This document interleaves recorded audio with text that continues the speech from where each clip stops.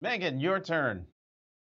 I think this is one in an ongoing series of self-inflicted disasters for the GOP. Now, look, I think that I am somewhat sympathetic to Mike Johnson's position. It's not just that, a chunk of his caucus does not want to do anything. And I think, although I think that that is indeed a big problem, it's also that he has a very narrow majority. And so he's dependent on the most radical, most oppositional members of his caucus, or he has to go over to the Democrats, which of course alienates more people in his caucus.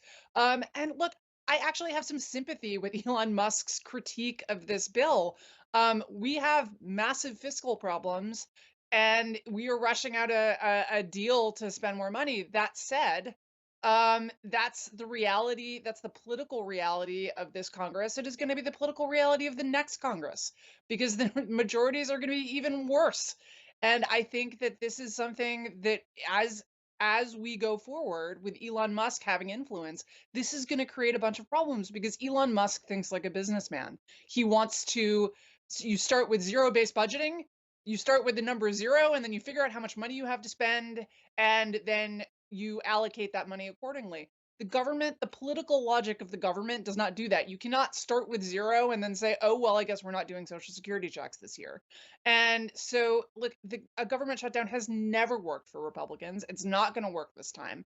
It's always a disaster. They sort of tout this one vague victory they had with Obama, and that was a long time ago. In general, these things they make voters angry. They don't result in cuts to spending. They don't result in anything except chaos in the government that benefits no one.